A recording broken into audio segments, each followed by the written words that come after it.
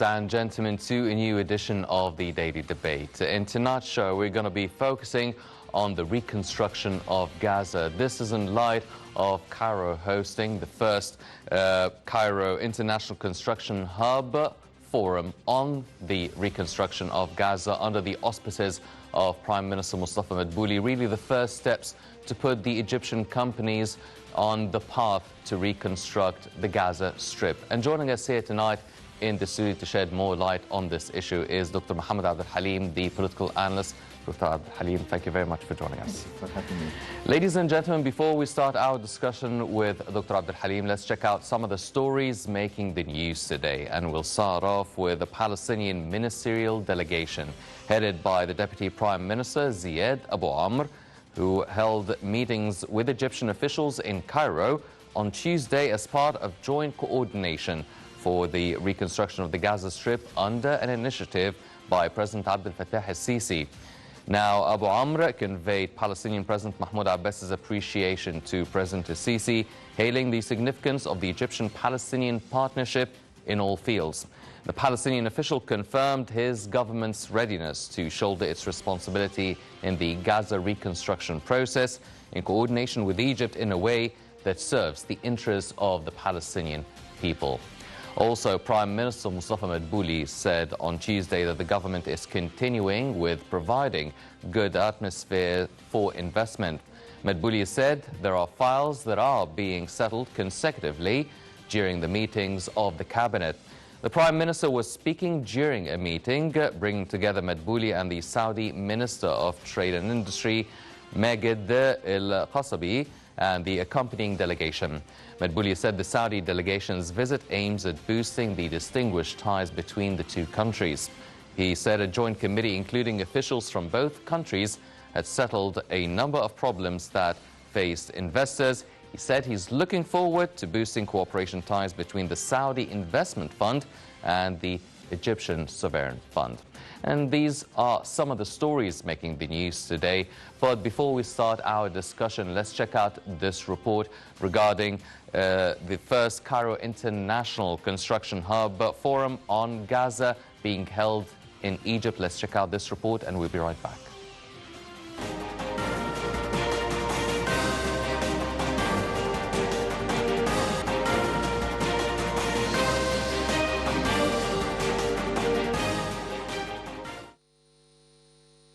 The first Cairo International Construction Hub, a three-day forum on construction efforts in Arab countries, was held in Egypt with a focus on rebuilding the war-torn Palestinian enclave on the Gaza Strip.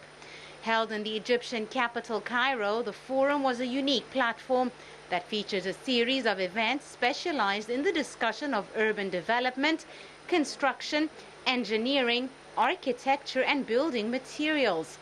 The forum, which was held under the auspices of Prime Minister Dr. Mustafa Madbouli, was attended by a number of Egyptian and foreign businessmen, construction experts, and officials. These included the Palestinian ambassador in Cairo, Diab al-Lua, who stressed that the Gaza Strip is in urgent need for translating the reconstruction initiative into action on the ground. Palestinian ambassador highly appreciated the Egyptian ongoing efforts to reconstruct the Gaza Strip, whilst welcoming Egyptian companies to participate in the reconstruction process in the blockaded coastal enclave. The Gaza Reconstruction Forum brought together politicians and entrepreneurs from the region. The forum's main goal is to boost development and construction projects in Egypt. It offers a platform for the construction community to come together through live product showcases, business networking, and knowledge-sharing experiences. The inauguration was attended by the ministers, ambassadors, and representatives of major companies from the construction and real estate development sectors. In May, President Abdel Fattah al-Sisi pledged $500 million for the reconstruction of the Gaza Strip, which suffered massive damages to its buildings and infrastructure from the May 10th to 21st Israeli aerial bombardments of the enclave. Egypt brokered a ceasefire on May the 20th to end the 11-day fighting, which left at least 250 Palestinians dead. The CEO of the Cairo-based Egyptian Steel said Egyptian companies have already started to implement President al-Sisi's initiative to rebuild the Gaza Strip, saying the initiative would help Egyptian companies open new horizons for business expansion outside Egypt. Cairo sent engineers and building equipment to Gaza to begin the reconstruction work after Israeli airstrikes left a trail of destruction in the Palestinian enclave. Egypt brokered the ceasefire between Israel and Gaza rulers Hamas, following which President Sisi allocated $500 million to fund the rebuilding of the devastated areas in Gaza. Egypt also took care of the treatment of those injured in the attacks. There were meetings in Cairo among Palestinian factions to review pending issues, to achieve reconciliation and agree on the mechanisms for the reconstruction of Gaza. A UN official in Gaza called for a genuine political process to avert further bloodshed after the conflict ravaged the Palestinian enclave.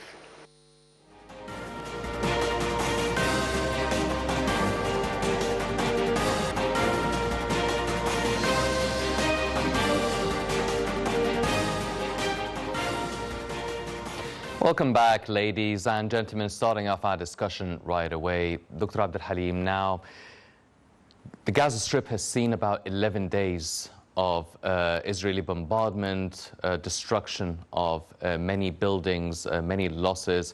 At least about 250 or 256 people have been killed. It was really a disastrous 11 days that shook the whole world. Now, Egypt is holding the first Cairo International Construction Forum for the Gaza reconstruction. How would you say holding such a forum and the Egyptian initiative to reconstruct the Gaza Strip, how important do you see it in this long road of not just materially reconstructing the Gaza Strip, but also on the road and the path for a peaceful reconciliation? Right. It's not just, as I've just said, a sort of materialistic rebuilding and reconstructing sort of houses that had been demolished in one conceivable respect, but also some political initiatives actually towards achieving the long road and the rocky road, I would say, of initiating peace in Gaza Strip, as much as reconciliating both tussling groups and, you know, those far from being very much reconciled parties, that is Hamas on one side and Fatah on the other.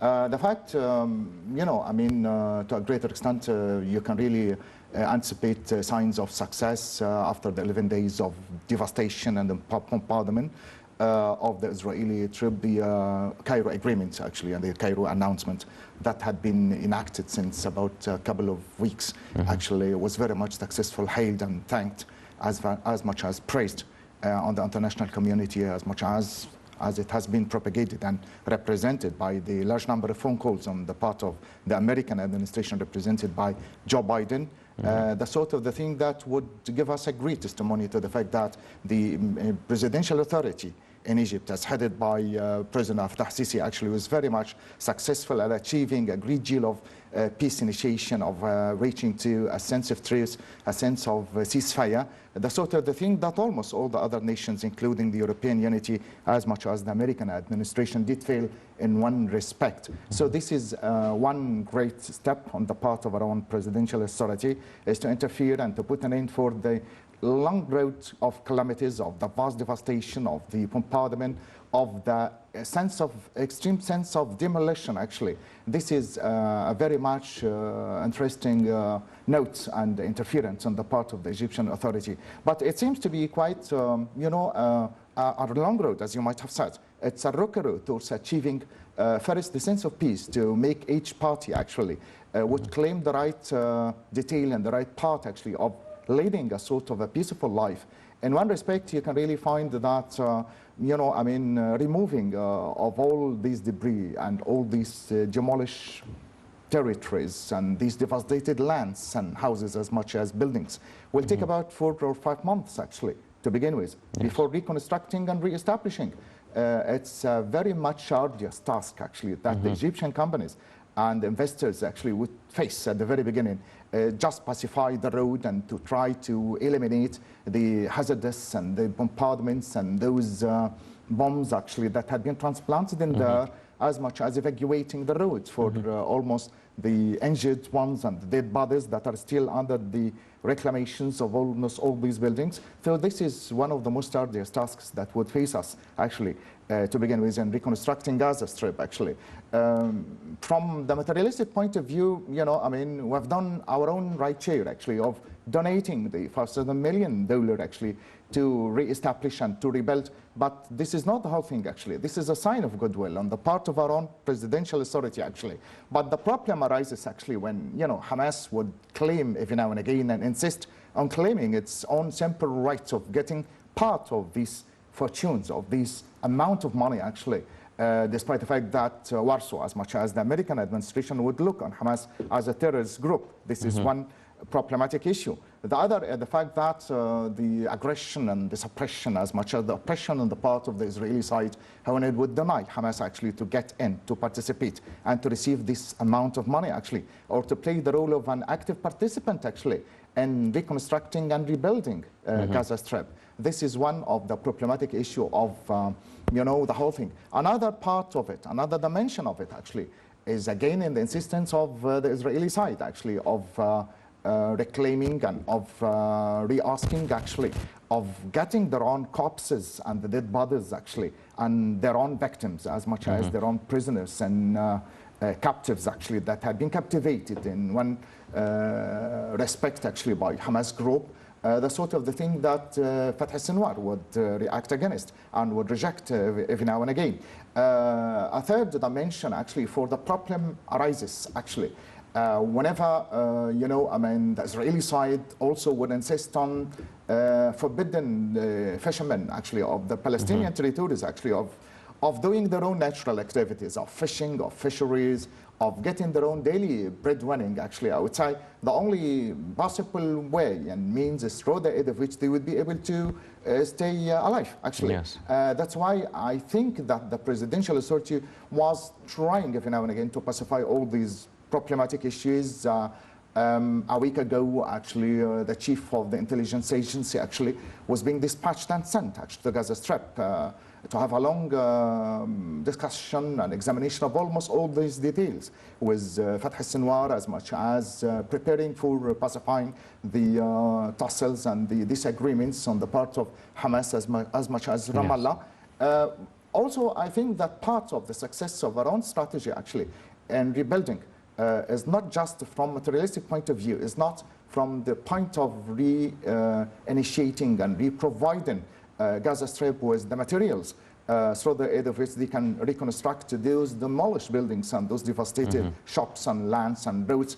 Because, I mean, Israel also would insist on the fact that all these materials could be readily used, actually. They could be reshaped in such a way as to be bombs and weaponry, actually, at the hands of Hamas. That's why we are facing a lot of difficulties, actually, not just opening the crossroads and the crossing points, actually, to deliver all these materials and all these medical aids and doctors and sugar as much as the food.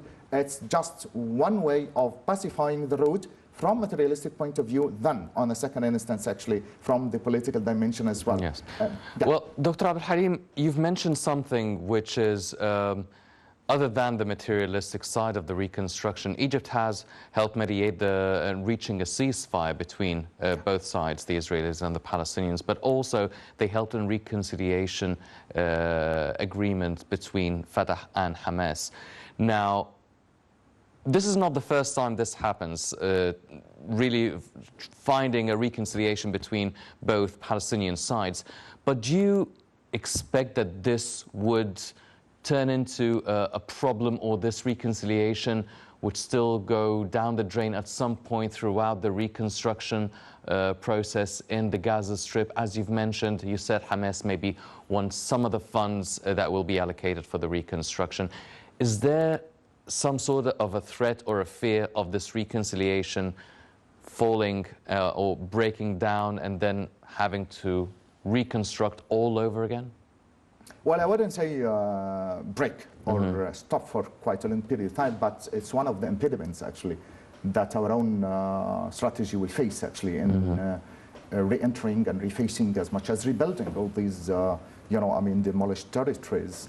Particularly when, you know, I mean, still Mahmoud Abbas Abu Mazen, actually, is being viewed in the eyes of the international community, actually, as the rightful PLO president, actually. The only man through the aid of which we can really negotiate and as much as talk to and receive certain orders, actually, to and fro.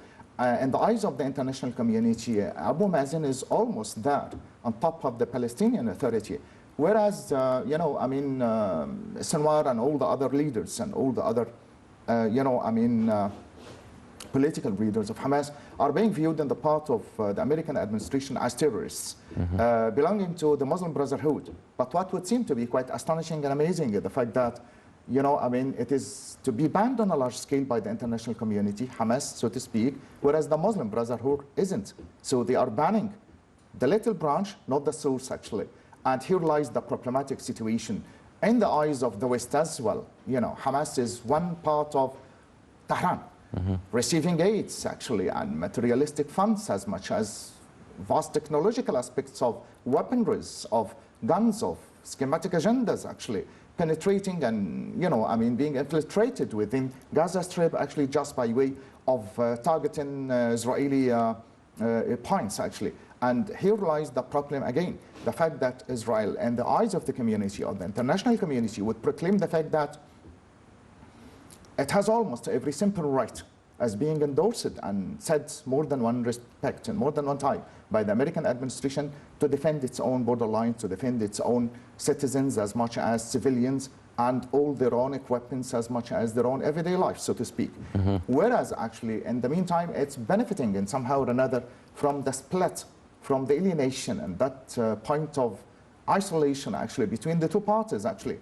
Throughout Netanyahu, for example, reign, about 12 or 13 years, actually, who was expanding the gap, actually, between Fatah and Hamas every now and again, seizing the opportunity and taking almost every possible chance of letting it as it is, actually, being widened, being separated, being alienated from each other, with the view of not reaching to the two-state solution, of unifying both groups. Because, to my own point of view, if you would like, actually, to succeed in achieving a Palestinian state, headed by Jerusalem, actually, going back to the borderlines of 4th of June, actually, 1976, we would have to reclaim and reestablish and reconciliate the home from within by bringing them at one reconciliating point, actually, of regarding the issue of the homeland, the supreme invitation of almost all the invitations of almost all the Palestinians, not, tussling and struggling with each other to get a certain distinctive chair. That is the presidential one, I would say. Yes. But actually putting into the real consideration first the interest of the homeland, the problematic situation of the return of the refugee, the water problem, as much as, establishing the Eastern Jerusalem as the capital of the Palestinian state, so to speak. Yes. Dr. Al-Halim, now Egypt has really started off this initiative to reconstruct Gaza. Now, as you've mentioned, it is a show of goodwill, and it also really emphasized the regional status of Egypt among the African and international community. Also, it really shows the political weight Egypt has within the Palestinian-Israeli equation. How far do you think Egypt would also not just be helping and alleviating the Palestinians' burdens and really trying to heal some of the damages that the Gaza Strip has seen, but what would also Egypt get out of it? After the vast signs of great success and distinctive steps actually towards achieving peace in Gaza and of putting an end for the Daesh groups in Libya, of Sirte al-Jafra, of trying actually without direct penetration within Syria, of trying to put an end for the tussles in Iraq, as much as, helping, Yemen in some respect, without intermediating, without interfering actually within the political affairs.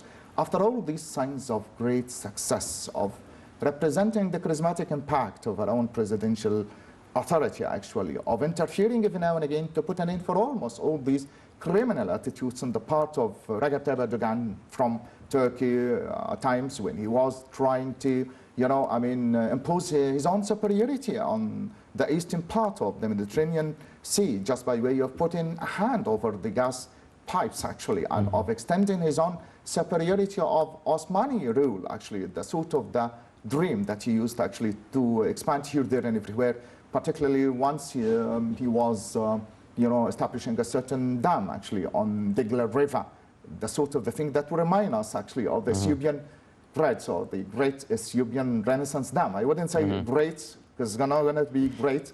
It's going to be non-Ethiopian dam, and at the end of the day, it would be just a blockage, actually, within the way of success that would seem to be reconciliated. After all these signs of great deal of success, actually, on the part of our own presidential authority, actually, Joe Biden, the sort of the new, suspicious and meticulous American president, actually, who came, actually, to the American scene for the first time after 100 days, actually, of an absolute sense of silence, actually, without any attempt on his own part to get in touch with our own authority, actually. After that sort of immediate sense of success, actually, his phone calls, actually, were pattered and showered, actually, to our own presidential authority to a greater extent, phoning and, exchanging, sentences of thankfulness, actually, with our own president, representing the sort of the role that is to be played by Mr. Fattah Sisi, actually, within the Middle East, to the extent that's not only within the Egyptian territories, but always there in Gaza, sometimes in Yemen, to the extent of trying to borderline and recharting the map of the Mediterranean area. All these signs would give us the impression that he had been praised to a greater extent, not only by the European community in achieving a sort of a mission that was an absolute sense of failure, but actually, striking a very good example of a man of peace, actually, who would seem to be quite not only very much occupied and concerned and very much interested within his people's affairs, but actually the affairs of almost all the Arab nations, the sort of the thing that had been clarified, actually, by the last strike. I wouldn't say strike, it's a master stroke on his own part of putting an end of the Israeli demolition, actually, within Gaza Strip, and reaching to a ceasefire, as I've just said. Yes. Well, ladies and gentlemen, definitely the Egyptian efforts have been not only valued by the Palestinian Authority and the Palestinian people, but by the international community, really emphasizing its regional and international political weight and role. Let's check out this report, and we'll be right back.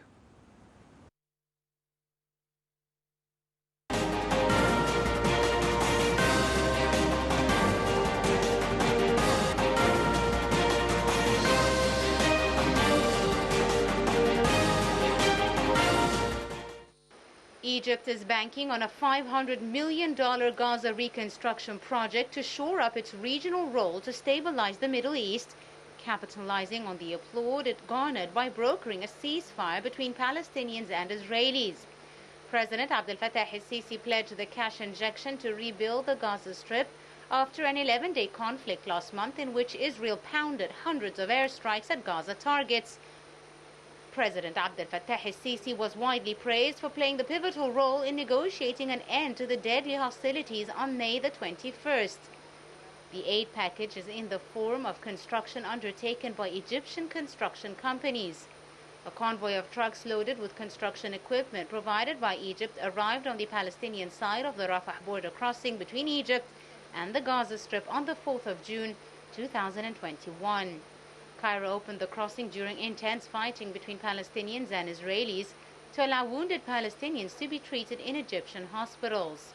Humanitarian needs remain critical across Palestine.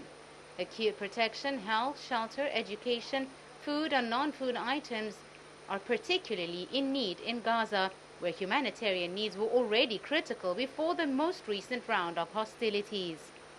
Access constraints such as movement and administrative restrictions, damage to infrastructure and roads, and explosive remnants of war contamination hamper the needs assessment and assistance delivery. The movement of people, goods, and humanitarian supplies also remains extremely limited.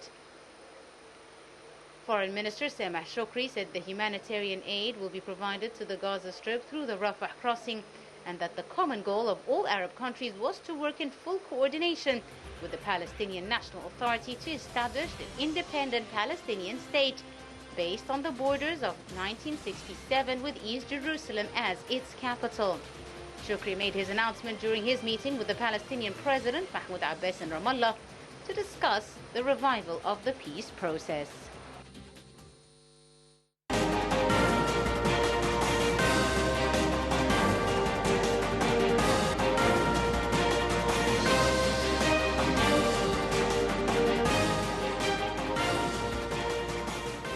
Welcome back, ladies and gentlemen, continuing our discussion with Dr. Al-Halim. Now, Doctor, Egypt has, even before the ceasefire, even before the reconstruction initiative of the Gaza Strip, Egypt has sent its cars and lorries filled with humanitarian aid, medical supplies, food products, even getting a lot of the seriously injured Palestinians to be treated in Egyptian hospitals, now allocating $500 million for the reconstruction of Gaza, having this Cairo International Forum for the Reconstruction, putting all the Egyptian companies, sending all our engineers, employees, managers, specialists, really helping rebuild the Gaza Strip. Does this also guarantee some sort of a safety for the Gaza Strip, at least during the reconstruction process, because it is undergoing a very noble and humanitarian goal and purpose, so surely nothing bad should happen, right? Yeah, that's right. Well, I think before sending and allocating all these humanitarian aids, as much as materialistic needs, as much as ambulances and medical instruments and doctors and physicians and surgeons and almost all those, interesting details. I think that the whole thing was examined to a greater extent before sending almost all those people. I think that measures of safety and security are to be taken, in much the same way that I think that the United Nations will be keeping an eye, actually, on the safety and security of almost all the employees. In addition to the fact that you have got, a large number of agendas and of interesting ideas, actually, of how to safeguard and protect our own people. I wouldn't think that the presidential authority actually would send them actually all together at one go without, safeguarding them and protecting them from almost all threatening voices, actually, of hidden attacks, of attempts of, suffocating or putting an end, actually, for almost all, the individual figures. I think that before the humanitarian aid, there would be what you might call, intelligence services, as much as military equipment, and in the meantime, highly trained figures, actually, that in somehow or another would seem to be not only reconstructing and rebuilding, but in the meantime, reestablishing the peaceful means to reach into the diplomatic ways and means, through the aid of which they would seem to be quite doubly charged with double missions, actually, that is reconstruction at one side, and at another, actually, a diplomatic hidden affair that will be actually bringing almost all those tussles to a zero point, and in the meantime to reconciliate both split groups, and to put an end in the meantime for that extended period of alienation between both Fatah and Hamas, particularly when 2009 and 2014, actually Hamas, would seize the chance of putting its own siege, actually, on Gaza Strip, of separating itself, actually, from Mahmoud Abbas Abu Mazen, from Ramallah, so to speak, and try to establish what you might call the sense of the Palestinian entity, the sort of the thing that wouldn't go in the eyes of the international community, that wouldn't be very much helpful to reach into the two-state solution. I think that the mission, actually, of the Egyptians within getting into Gaza Strip, actually, is very much hardest task, very much difficult, in the meantime, surrounded by dangers and threats from almost every dimension and from almost every conceivable respect. But the fact remains that we are very much cautious, actually, to a greater extent, particularly for the attempts on the part of some international intelligence services, actually, to get into, actually, Gaza Strip. But we are quite aware of almost all the details, I would really say. Yes. Doctor, now, let's look at the other side of the equation, the Israeli side. Now, Israel's already going through its own political developments nowadays. A newly elected Prime Minister, Benjamin Netanyahu, is really focusing on changing everything at the parliament, trying to keep his seat as premier. Do you see any sort of changes in Israeli policies or strategies or dynamics, be it having Bennett as the newly elected Israeli prime minister? Do you think it's only a temporary thing? Benjamin Netanyahu will get back into office. How do you see the developments happening or taking place in Israel affecting the whole reconstruction process and the Israeli-Palestinian conflict? Well, I wouldn't say that Netanyahu will always be within the political scene, despite the fact that his own dire impact has almost been there for quite a long period of time, about 12 or 13 years. He had always been putting an end for the reconciliations and quite widening the gap between Fatah and Hamas and putting rocky roads and impediments within the establishment of peace process and the two-state solution. This is quite obvious, actually, from our own vast experience with Benjamin Netanyahu. But the fact, I wouldn't really say that he will be, disappearing completely from the political scene of Israel. He's an extremist. One of those figures, actually, who did, in more than one respect, represent his own extreme sense of loyalty to the Jewish identity, helping the Jewish people every now and again, being previous soldier of the Mossad, actually, and his own agendas of his own extreme sense of hatred towards the Arabs and the Palestinians, and his own, service within a large number of operations, actually, in Palestine, would represent the fact that his own impact will always be there. I mean, despite the fact that the cabinet is going to be changed to a greater extent, and, the new prime minister is not going to be such a lenient one. I think in somehow or another he is an extremist. He's somehow also representing the self-same agenda that had been transplanted within the Jewish identity, actually. That is the expansion from Euphrates, actually, to the River Nile, establishing the supremacy of the Jewish, actually, almost not only on the Palestinian people, but almost on all the Arabs, actually, and to the American administration in the meantime. The Jewish are almost known here, there, and everywhere of their own extreme sense of bloodshed, of their own vengeance, of their own atrocities, of their own scandalous affairs, of their own schemes and plans, as much as agendas of expansion of their own settlements, of taking the source of the rights that are not theirs. This is the sort of the episode and the song that will be continued in the new administration of Israel as being represented by the new prime minister.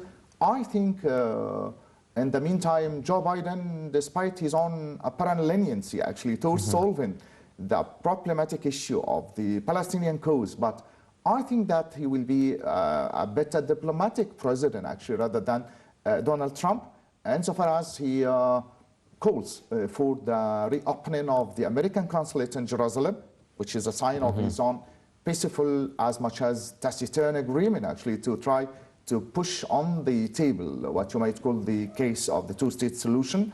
But we would have to be very much cautious, actually, of the Jewish identity as much as the diplomatic missions of which the new prime minister is being charged, which is actually safety and security of the strategic plans of expansion of Israel.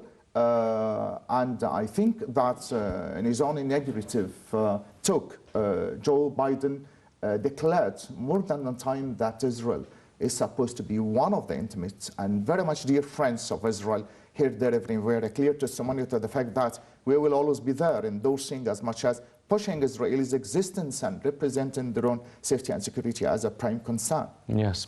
Well, there's also this planned march by the Jewish settlers that is supposed to take place around the Al-Aqsa Mosque, and Grand Imam of Al-Azhar, Sheikh Ahmed al-Taib, actually came out and condemned such a provocative initiative of this march, and he really emphasized that this is another sort of provocative plan of action by from the Israeli side, and he really condemned it. And do you feel that such a march or similar acts or similar plans, maybe in the near or far future, can really jeopardize all the efforts that is exerted by Egypt, efforts that is exerted by the international community to really find some sort of a peaceful resolution for the Palestinian-Israeli conflict, as you've mentioned, reaching a two-state solution? Well, these marches are quite obvious and quite known on the part of the Israeli extremists. Actually, they are, marching every now and again, representing their own protests as much as declaration of the demolition of almost all the Palestinians to a greater extent. But I wouldn't say that they would impede the process of reconstructing Gaza Strip. I wouldn't say that they would seem to be quite very much, effective in putting, rocks as much as impediments within the peace initiation, because, I mean, the American administration will interfere in the right time, within the right place, actually, putting an end for the expansion of the Israeli troops to a greater extent, because in the interests of the American administration, as much as their own ends, actually, within that hot region, actually, is to make it a bit stable to an extent. That's why they hailed and they praised and they thanked the attempts of Mr. Fattah al-Sisi's interference, actually, because, I mean, they know the role of that is to be played by Egypt and the importance of Egypt as a great country within the area and the impact that is to be practiced, actually. So all these marches will come to a stoppage. It's just one way or another of representing their own protestation as much as declaration of, demolishing the Palestinian state. But I think that they would reach to a point in which they can really actually restart the negotiations on the negotiating table again and discuss and examine some peaceful means through which they can really cope side by side living with the Palestinians. Particularly, the last attack of the bombardment of Gaza Strip was very much relentless, actually, on the part of the Israeli civilians, actually. They had been horrified and panicked to a greater extent. The sirens, actually, that start to be, raised every now and again in the Israeli streets, and the sort of the horror on their own faces and the panic on their own attitudes of their own attempt to escape here, there, and everywhere, will give us, another impression of how weak those people are, of how superficial their own mythology would seem to be, actually, the sort of the invincible nation, the sort of the demolition of their own territory as much as it had been devastated during the 6th of October war, actually. So what would seem to be, just a mere tempest in a cup of tea that would reach to nothing at the end of the day. Yes. Well, Doctor, because we're running out of time, but I have to ask you, you've emphasized a few times the important role that the US would play in the Palestinian-Israeli conflict, as it has always been a very important player and factor within the equation. Now, the US has a new president, Joe Biden. You've mentioned that he's much more diplomatic than the previous President Donald Trump. Sure. So now with Joe Biden in the equation, also a new Israeli prime minister, where do we stand from the deal of the century that's been spoken about for the past few years? Is this still on the table? Can we reach some sort of a deal of the century? Well, it's there in the minds of the West, as much as in the minds of the Israeli administration and the American one, actually. That has nothing to do with our own intentions of safeguarding our own nation and protecting our own land.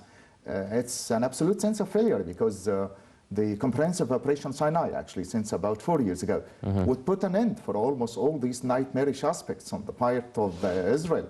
That's why when they failed to try to represent another alternative land, that is by, removing the Hamas people, actually, on the coastal line of Sinai, they tried, actually, to go to Jordan and to try to remove the people from the Western Bank to the Jordanian River, actually.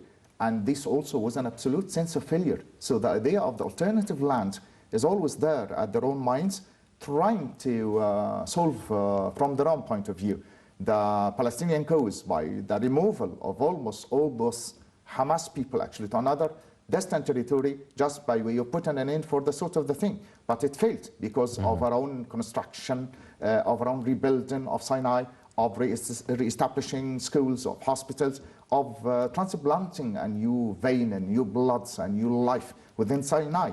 That's why they started thinking of Jordan. And when they failed in Jordan as well, because of the instructions of our own presidential authority, actually, they seem to be quite thinking of re-changing the whole idea of the homeland and the alternative land by source of pressures that are to be practiced there from the grid, from the Ethiopian Renaissance Dam. But I would really say that it would reach to also an absolute sense of fiasco at the end of the day, in much the same way that the idea of the deal of the century and the alternative homeland actually did fail about 4 years ago.